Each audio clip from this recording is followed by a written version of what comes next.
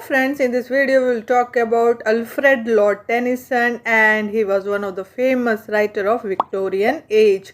कल से हमने विक्टोरियन एज स्टार्ट करी है, कल हमने इंट्रोडक्शन किया था कल की वीडियो में। तो आप मेरी वीडियो सिक्वेंशली देखिए तो आपको इंग्लिश लिटरेचर में ये इंटरेस्ट भी क्रिएट होगा और आपके जो कॉन्सेप्ट्स हैं वो भी क्लियर होंगे।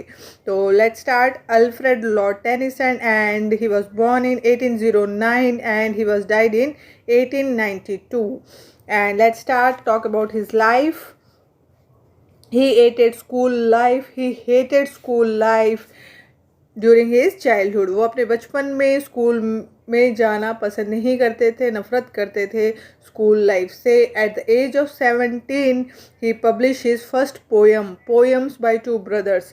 तो एट द एज ऑफ 17 उन्होंने एक फर्स्ट पोएम अपनी पब्लिश करी थी जिसका नाम था poems by two brothers. And after completing his school education he went to Trinity College Cambridge and there he became friend with Arthur Henry Hallam। तो वहाँ पे इनके दोस्त बने ट्रिनिटी कॉलेज कैम्ब्रिज में अर्थर हेनरी हैलम। तो स्कूल एजुकेशन कंप्लीट होने के बाद में कॉलेज में ये इनके बेस्ट फ्रेंड थे। ही also got gold medal for his poem Timbuktu. तो टिम्बकटू के लिए उन्हें गोल्ड मेडल भी मिला था, चांसलर गोल्ड मेडल। ओके, तो ये आपको याद रखना है। And in 1850 he went with Arthur Henry Hallam to Spain।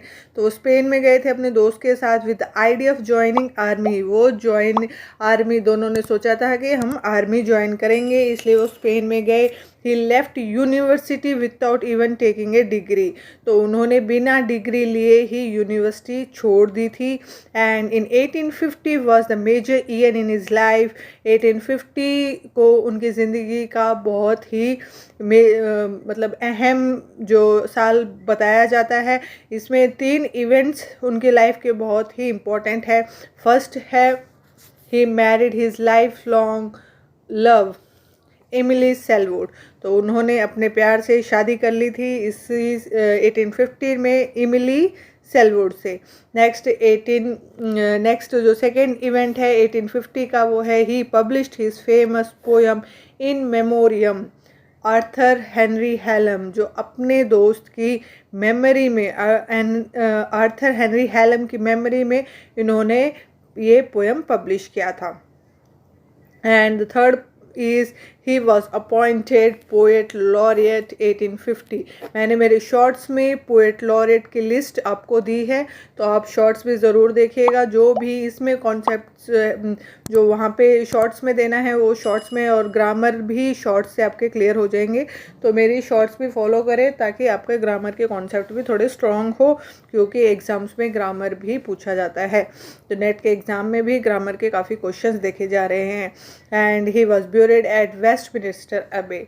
और उन्हें वेस्टमिनिस्टर अबे में जो फेमस प्लेस है जहाँ पे चौसर, स्पेंसर, काफ़ी फेमस शेक्सपियर फेमस राइटर्स को दफनाया गया था, वहीं पे इनको भी दफनाया गया वेस्टमिनिस्टर अबे में। तो क्वेश्चन किस टाइप के आए हैं इनकी लाइफ से रिलेटेड देख लेते हैं। द फर्स्ट क्वेश्चन इज़ जो लास्ट ईयर्स के पेपर में ये क्वेश्चंस आए हैं, ये क्वेश्चंस मैंने नहीं बनाए हैं, तो क्योंकि लास्ट ईयर्स के पेपर्स बहुत ज़रूरी होते हैं एग्ज़ाम में जाने से पहले, उनको एक बार देखना, क्योंकि कई बार क्वेश्चंस रिपीट होते हैं या घुमा फिरा के उसी टाइप के क्वेश्चंस पूछे जाते हैं। तो देखते हैं क्वेश्चन क्या है। Who among the poet is most sensitive conflict between old and the new. Who among the following is the most sensitive conflict between old and the new? Answer is, in all his poems he talk about how old things come to an end and new things will begin। तो Alfred Lord Tennyson ये mostly ये अपने जो poems हैं, इनके poems में हम आगे देखेंगे कि ये बताते हैं कि कैसे ओल्ड जो पुरानी चीज़ें हैं वो ख़त्म हो जाती है and new things will begin. तो नई चीज़ों की शुरुआत होती है। तो आगे इनके पोएम्स में हमें ये देखने को मिलेगा कि ओल्ड एज के बाद में कैसे हम दूसरी जनवरी पे जाते हैं तो कैसे शुरू होता है। तो कोई भी चीज़ हो, लोटस ईटस में हम देखेंगे तो वो चीज़ें हम आगे देखेंगे इनके पोएम्स के. In all his poems he talks about how old things comes to an end and new things will begin. तो ये किसके पोएम्स में होता है? Alfred Lord Tennyson. The next is a poet laureate said, I don't think since Shakespeare such a master of the English master as आई.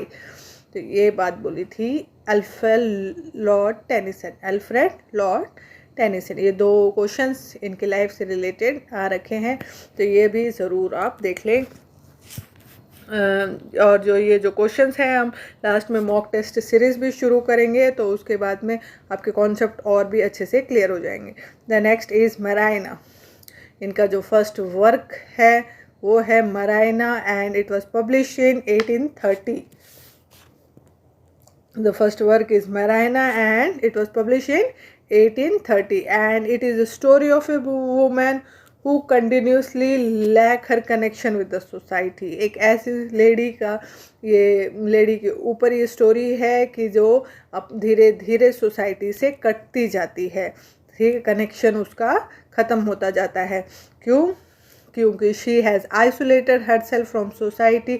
वो अपने आप को आइसोलेट कर लेती है सोसाइटी से. And she wishes her death at the end of each stanza of this poem. तो ये जो पोएम है इसके हर स्टैंजा की लास्ट में वो अपनी जो मौत को बोलती है कि भाई मेरी मौत आ जाए, तो वो अपनी मौत को लास्ट में याद करती है. And the idea originally comes from Shakespeare measure for measure. जो शेक्सपियर का स्टोरी है मेजर फॉर मेजर, उसमें से यही आइडिया लिया गया है. तो ये आपको याद रखना है. Mariana it was publish in 1830 and it is a story of a woman who continuously lack her connection with the society and wishes her death at the end of the each stanza of this poem. तो question किसी भी type का आ सकता है और major for major से ये idea इन्होंने अल्फ्रेड लॉर्ड टेनिसन ने लिया है. The next is lotus eater. Lotus eater. अब लोटस की स्पेलिंग होती है LOTUS, लेकिन ये लोटस ईटर्स है. तो देखते हैं इसमें क्या है. ये Alfred Lord Tennyson, written by Alfred Lord Tennyson and it was publish in 1832 and it is inspired by his trip to Spain with Arthur Henry Hallam. तो ये आर्थर हेनरी हेलम के साथ जो ट्रिप पे गए थे उससे ये पोएम काफ़ी ज़्यादा इंस्पायर्ड है. And the poem is based on the famous work by Homer's Odyssey. Homer's जो है राइटर है, उनकी जो ओडिसी है उससे काफ़ी ज़्यादा ये इंस्पायर्ड है, बेस्ड है उसके ऊपर. तो देखते हैं आगे इसके मेन प्लॉट के बारे में पढ़ते हैं. तो मेन प्लॉट क्या है इस पोएम का वो देख लेते हैं. लोटस ईटर का. तो a lotus eater is based on a portion of Homer's Odyssey in which Odysseus man are fed lotus plant and became mesmerised by the land on to which they have stumped. तो इसको detail में पढ़ते हैं. ओडिसी जो है में Odysseus the main hero में of Odyssey he had participated in the Trojan war. तो वो किस में ट्रोजन वार में पार्टिसिपेट करता है कौन? Odyssey. And he has won the war, और वो वार जीत जाता है. And he is now returning to his palace Ithaca. तो वो अपने पैलेस पे आ रहा होता है. ठीक है, उसका पैलेस कहाँ पे है? इथिका में. And while he was going to Ithaca from Troy. तो ट्रोजन वार कहाँ पे हुआ था? ट्रॉय में हुआ था. तो वहाँ से जब ये आ रहा होता है इथिका में, बीच में he came across the island of lotus eater. तो वहाँ पे ये एक आइलैंड पे रुकते हैं जिसका नाम है lotus eater. And there he spent lot of his time, and this poem talks about Odysseus and his crew members stay at island of Lotus Eater. तो इस पोएम में ये बताते हैं कि कैसे ये जो इसके साथ में जो लोग थे, इसके क्रू मेंबर्स थे, और ये लोग कैसे वहाँ पे रुक गए थे. And the poem begins when Ulysses is on the trip. Poem शुरू होता है जब यूलिसिस अपने ट्रिप पे and he see a land nearby, और वो नज़दीक ही एक लैंड देखता है and he decided to take his ship to the island lotus eater, और वो डिसाइड करता है कि मैं इस आइलैंड पे जाऊंगा। And Tennyson has beautifully describe the entire land and this is the land always have afternoon, तो ये ऐसा लैंड है जिस पे हमेशा आफ्टरनून रहती है, don't have night and morning, इस पे जो नाइट एंड मॉर्निंग होती ही नहीं है। And this land remains unchanged in all season, और कोई भी सीज़न में ये जो लैंड है ये कभी चेंज नहीं होता, कि जैसे हमारे अभी रेनी आ गया, हम समर आ गया, विंटर आ गया, ऐसा कुछ नहीं है। ये लैंड में हमेशा आफ्टरनून रहती है, ना दिन है, जो ना सुबह है ना रात है। Ulysses and the crew members come across lotus eater, और जो यूलिसिस और जो क्रू मेंबर्स है वो यहाँ पे रुक जाते हैं लोटस ईटर में। Who are small creatures who greet them and bring them flowers and fruit of lotus, तो स्मॉल क्रिएचर्स होते हैं वो उनका स्वागत करते हैं और उनको आदर सत्कार देते हैं और उनके लिए फ्रूट लेके आते हैं, फ्लावर्स एंड फ्रूट लेके आते हैं लोटस के। आफ्टर ईटिंग दिस, और खाने के बाद में ये lotus, all the crew members and Ulysses fail sleepy, और इन सब को वो लोटस और जो फ्लावर एंड फ्रूट्स खाने के बाद में इन सबको वहाँ पे नींद आने लग जाती है। And they feel like to leave there not to go to Ithaca any more, उनको लगता है कि नहीं अब कहीं नहीं जाना है, यही वो जगह है जहाँ पे हमें अब रहना है। And they keep on justifying the reason why they want to be there, और वो बार बार अपने स्पष्टीकरण देते हैं कि क्यों वो यहाँ पे रहना चाहते हैं। And that they are fighting in the war so long and they think that their families must have forgotten them, और उनको लगता है कि यार बहुत साल हो गए हैं फैमिली छोड़े हुए, तो शायद हमारे फैमिली वाले हमें अब भूल चुके हैं। सो वाई शुड दे गो, तो हम क्यों जाएं, अब वो हमें भूल चुके हैं, भूलने दो।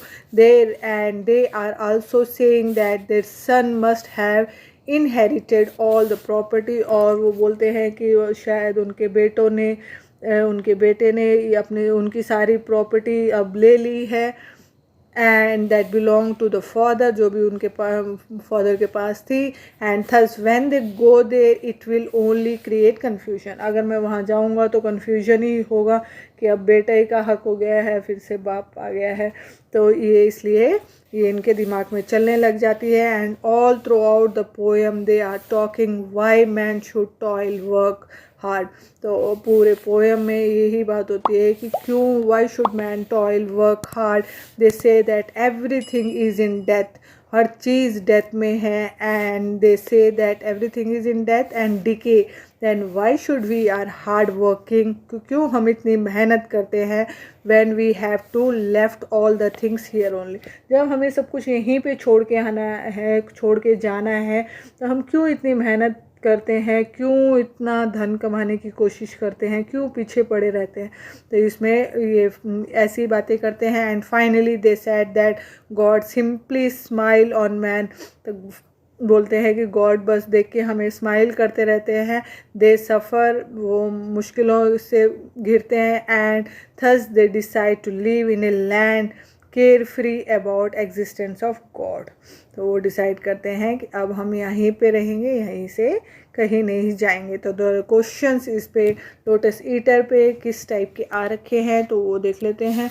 The poem begins with Odyssey commanding his man courage, soon find a shore on which to land. Okay, तो ये अपने को बोलते हैं कि बताओ कि किस पे लैंड करना है। तो क्वेश्चन किस टाइप के आए हैं, क्वेश्चंस देख लेते हैं। मेन प्लॉट मैंने आपको समझा दिया है, तो इसी से रिलेटेड जो क्वेश्चन आए तो यू हैव टू आंसर, बिना सोचे समझे आपको नहीं करना है। कई बार हम कंफ्यूज हो जाते हैं बहुत सारे, क्योंकि राइटर्स बहुत सारे हैं। अब तक शायद हमने बहुत सारे राइटर्स कर चुके हैं, हम हज़ारों राइटर्स हैं, तो हमें याद रखना है कि कौन सा क्या है। तो वो तभी याद रह सकता है कि एग्ज़ाम में हम उस टाइम पीरियड की क्या सिचुएशन रही है, किस मेंटलिटी के साथ राइटर्स लिख रहे थे, तो वो भी ज़रूरी होता है। इसलिए आप विक्टोरियन एज का इंट्रोडक्शन, एलिजाबेथन एज का इंट्रोडक्शन ज़रूर पढ़ें उस टाइम पीरियड के, ताकि आपको अच्छे से आपके कॉन्सेप्ट क्लियर हो। तो क्वेश्चन आया था, music that gentler on the spirit lies than tired eyelid upon tired eye, the above line occur in Tennyson poem। तो ये लाइन टेनिसन के कौन से पोएम में अक्कर हुई थी? तो answer is lotus eater. Lotus eater, क्योंकि वो थके हुए थे, तो ये लाइन अक्कर हुई थी लोटस ईटर में। The next question is 4 poems of Tennyson and match the poem with the opening lines. तो इसमें 4 poems दिए गए हैं, आपको मैच करना है, करेक्ट मैच करना है। तो इसमें हम मैच करेंगे लोटस ईटर, और जो 3 मैच है वो मैं आपको नहीं बता रही हूँ, क्योंकि कन्फ्यूजन नहीं करना है। हम जब मॉक टेस्ट करेंगे जब 4 के 4 आंसर होंगे, लेकिन अभी सिर्फ आंसर ही मैं आपको बताऊँगी। तो answer is lotus eater. And इसमें यूलिसिस ने जो बोला था, sad courage he said and pointed towards the land, the mounting range will roll a shows as soon। तो ये जो लाइन्स है ये ही इसमें आंसर है। The 4 poems of Tennyson match the poem with the opening lines. तो ये इसकी ओपनिंग लाइन्स है, आपको ये याद रखनी है। The next poem of Alfred Lord Tennyson is Ulysses, and it was published in 1833, and it is written in blank verse। It is a dramatic monologue, ये एक dramatic monologue है, and it is about the man Ulysses। ये किसके बारे में है? ये man है यूलिसिस के बारे में, who return from Trojan war, जो ट्रोजन वॉर से आता है, to his kingdom in Ithaca, जो अपने किंगडम इथिका में आता है। And he is hearing to go on exploration again, और वो चाहता है कि मैं फिर से एक्सप्लोर करने जाऊँ, एक्सप्लोरेशन पे जाऊँ। And he is in his old age still he wanted to go on exploration. तो ये अपने बिल्कुल ओल्ड एज में है, फिर भी ये एक्सप्लोरेशन पे जाना चाहता है Ulysses. And he says that he can not rest himself and it is now boring for him to stay in one place. तो वो बोलता है कि नहीं, मैं रेस्ट नहीं कर सकता, ये बहुत ही बोरिंग है कि मैं एक ही जगह पे पड़ा रहूं। And he speaks about his wife and son Telemachus. तो वो अपने वाइफ एंड सन टेलीमेकस के बारे में बोलते हैं। उनका सन का नाम आपको याद रखना है, टेलीमेकस।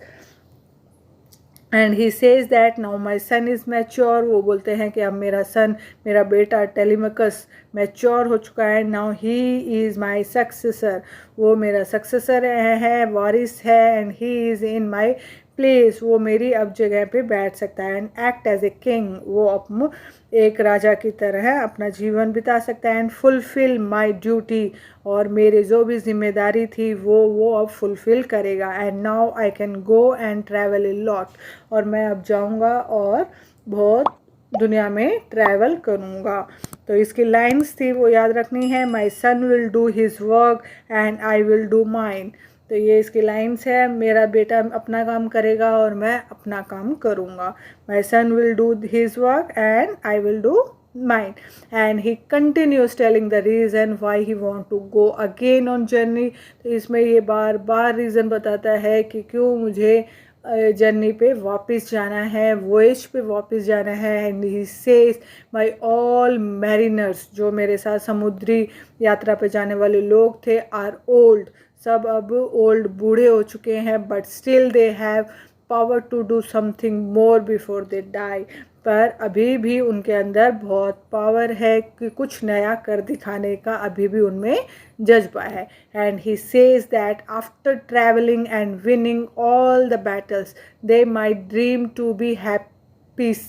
तो अभी सारे जगह पे ट्रैवल करने के बाद में, सारे युद्ध जीतने के बाद में, they my dreams to be happy, वो चाहते हैं कि वो खुश रहे। और जो ये बोलते हैं पैराडाइज लाइक प्लेस, जो हैप्पील्स जो है वहाँ जाना चाहते हैं। Dreams to be Happy Isles, Happy Isles कहाँ पे है?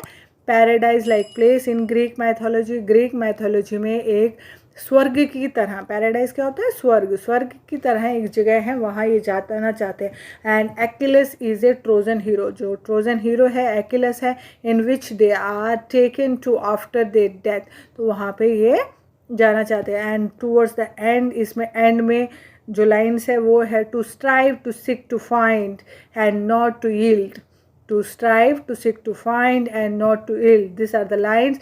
मतलब हम हार नहीं मानेंगे, हम जाएंगे, हम कोई बूढ़े नहीं हुए हैं, बूढ़े हो गए हैं तो क्या हुआ, अभी भी हम एक्सप्लोर करने जा सकते हैं।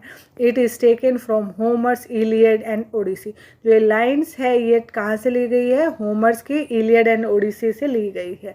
तो ओके, तो आपको याद रखना है to strive to seek to find and not to yield. तो इसमें लाइन्स आपको याद रखनी है, बहुत सारी लाइन्स है, उनमें से लाइन्स है I am became a name, तो first line is I am became a name, और नेक्स्ट लाइन इज जो नेक्स्ट कोट है, follow knowledge like a sinking star, follow knowledge like a sinking star. The next is it is not too late to seek a newer world, अभी भी कोई जल्दी नहीं, मतलब late नहीं हुआ है कि हम कोई नया जो खोज सकें।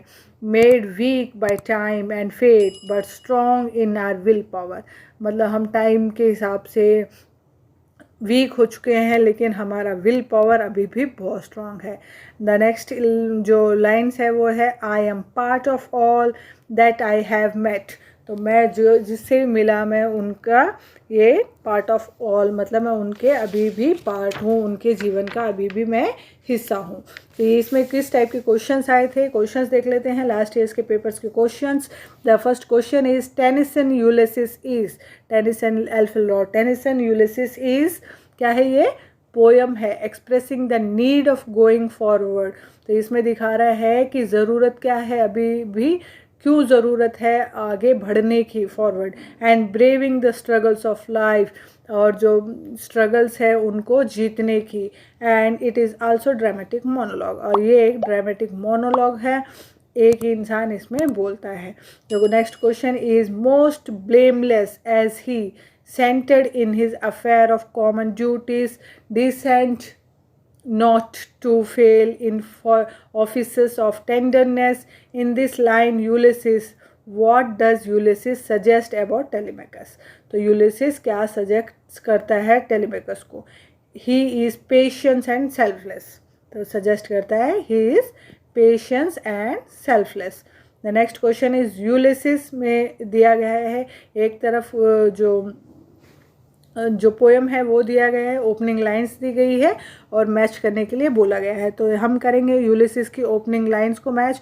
ओपनिंग लाइंस क्या है यूलिसिस की, it little profits that an idle king by his still heart among are crack matched with an aged wife mete and dole unequal laws. तो इनके साथ हम इसको मैच करेंगे। कल हम करेंगे इनके आगे की जो पोएम्स है, राइटिंग्स है, वो करेंगे अल्फ्रेड लॉर्ड टेनिसन की। तो एक वीडियो बहुत लेंदी हो जाएगी अगर हम एक में ही इसको करना चाहें तो इसलिए हमें 2 या 3 वीडियोस इसके लिए करनी पड़ेगी। तो कल हम करेंगे beggars maid, Telemachus, break break break, lady of Shalott, ये सारे जो इनके फेमस जो राइटिंग्स है वो कल हम करेंगे। तो मेरी वीडियोस आपको पसंद आए तो प्लीज़ मेरा चैनल सब्सक्राइब करें, लाइक करें, शेयर करें अपने दोस्तों में, और आप जितने ज़्यादा जुड़ेंगे उतना ही हौसला होता है और एक मोटिवेशन मिलता है कि और भी कुछ करना है बच्चों के लिए। तो थैंक यू फॉर वॉचिंग। अपने टाइम शेड्यूल में से ये चीज़ें निकालना भी बहुत ही मुश्किल होता है, लेकिन जब आप जुड़ते हैं तो हमें ये मुश्किलें भी बड़ी आसान लगती है। तो प्लीज़ मोटिवेट करते रहें और ऐसे ही साथ में जुड़ते रहें। ग्रामर के लिए शॉर्ट्स को फॉलो करें, और कोई डाउट हो तो आप कमेंट करके पूछ सकते हैं। और इसकी PDF का लिंक आपको टेलीग्राम ग्रुप का लिंक मैं डिस्क्रिप्शन में डाल दूँगी, तो वहाँ से आप टेलीग्राम ग्रुप से ये PDF ले सकते हैं। Thank you for watching, have a great day. इसके बाद में स्लाइड्स अपलोड होगी तो स्किप मत करिए। जो भी डाउट इन दोनों पोएम्स में, तीनों पोएम्स में रह गया है वहाँ से आपका क्लियर हो जाएगा। तो और भी कुछ डाउट हो तो आप कमेंट करके पूछ सकते हैं। Thank you for watching, have a great day.